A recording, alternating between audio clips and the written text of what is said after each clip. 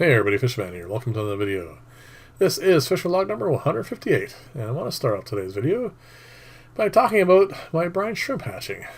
My goal here is to try and get a higher hatch rate. It says on the label of the eggs I buy it should be roughly around 90%, and I guarantee I'm not getting anywhere near that. I suspect it's somewhere slightly less than 50, and that means, of course, I have to put more eggs in. I get plenty, of actually hatched brine shrimp, but that's a bit of a waste, so I want to try and improve that. And as I mentioned in recent videos, one of the things I'm going to do is try and get away from these jars. I want to build a better hatch system, more stabilized temperature, that sort of thing. And the other thing I want to do is try different salt mixes and also different ways of introducing eggs and everything else. To that end, that jar on the left, that is right now just water and salt. Currently my salt mix is half of, not marine salt, but sea salt, like I buy at a grocery store, and half regular, like kosher salt, that sort of thing. It's a mix that gives me a bit better than what I was using when I was using marine salt, and also it's a lot cheaper. And the next step is to, like I said, try different salts. But before I get to that, I'm trying a trick that I got from Don from New York Gold. I'll leave a link to his video. One of the things he does is puts the salt in the water and lets it bubble and make sure it's all dissolved before the eggs go in. So I'm going to give that a try and see if that makes a difference in my hatch rate. And again, like I said, I need to do a number of different things, and I don't need to. It is a bit of a waste, like I said, but I do get enough hatch, so it's not a problem. But, I like to optimize things. It is a bit of saving money, because brine shrimp eggs aren't, cheap. They're okay, but anyway, it's one of the things I want to work on. So the rest of the fish room, there are a few things I want to show you that are different. Not so much in the first few tanks here, but near the end. These guys are doing great. I've already pulled out quite a few fry out of this and put them in another aquarium because I want them to grow out. And they just keep having babies. And as I mentioned last week, I'm kind of on a fence about whether or not to pull any out of here. The platies are growing well, so they're not crowded. But they're also having a lot of fry. So I don't really want to mess that up. So I have to figure out what I want to do about that. I keep moving more and more Danios out of here. I do need to obviously start breeding some more. I obviously have clients that I have to put fish in. And these guys are great. They're just a nice active fish, and they're reasonably colorful, and they do really do well in display tanks. And believe it or not, I have pruned this twice now. Once in the video for last week, and another time. It just grows so fast. It's hard to keep up with, and I'm spreading it out to a couple other aquariums. I am going to try to do an additional video this week, not a short, just an actual video, because I want to get your opinion on a couple of plants, and hopefully I can get that done this time. I know I mentioned it a couple of times, and I haven't got to it yet, but I am going to try and do that. This is the aquarium I want to talk about the most. This is kind of a bizarre situation. I cleaned the undergrowler filter, and I cleaned the high humidity planter filter. Probably the mistake is doing both at the same time. But I was having a few issues in this tank. There's a short coming up here on Wednesday that will illustrate that quite well. But what is going on is a bit of imbalance in the chemistry. So what I did is I put in, well, that's the cheapest box filter I've ever made. That's the one that is just the one tool version.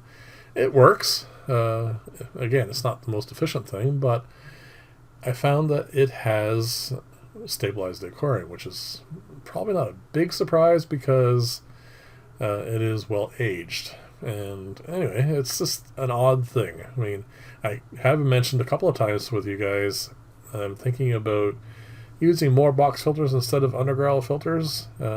Most of the time it's perfectly fine. I don't really have any issues.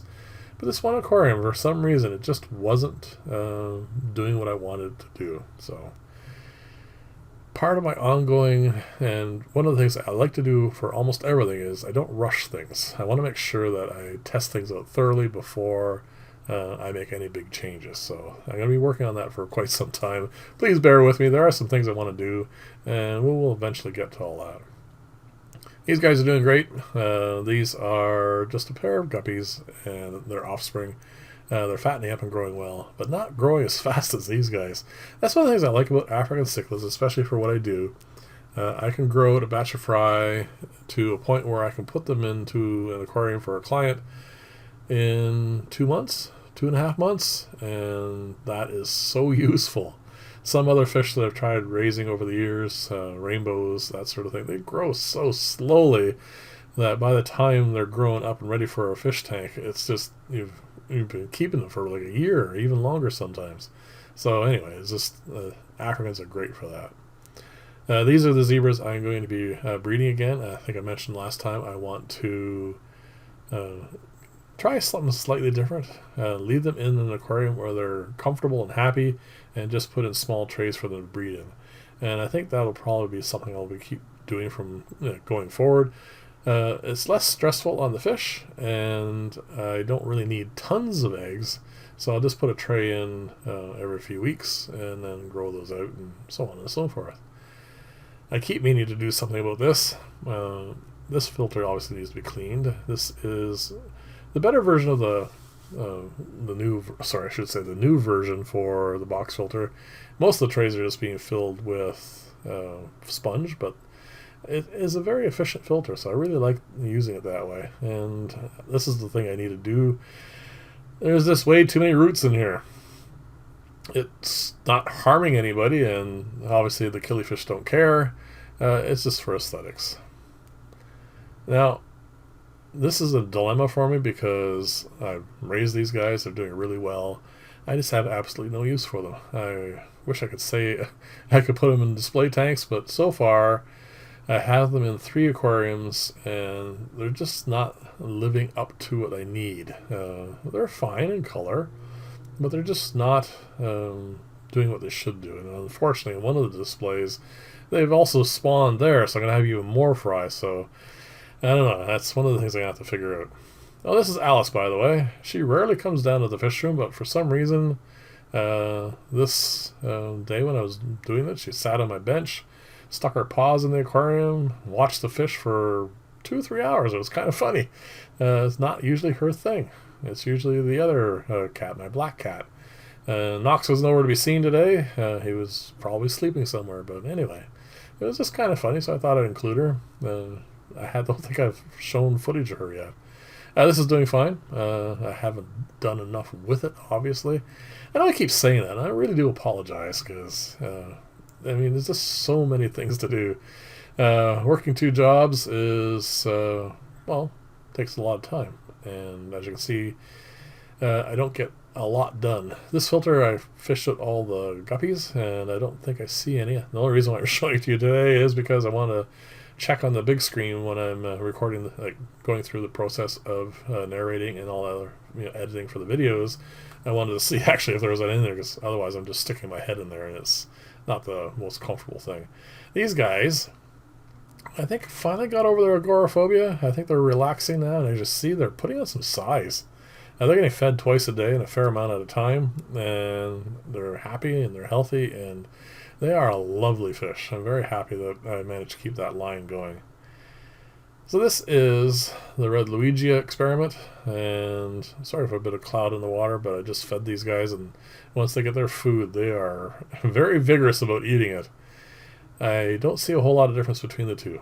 There's one root there, but that's just one root, so we'll see. This is a long-term experiment, 6 months at least, and both of them are growing, so it's not a big issue. So thank you very much for watching. Thank you for putting up with my tardiness and getting things done. I'll see you in the next video, and bye for now.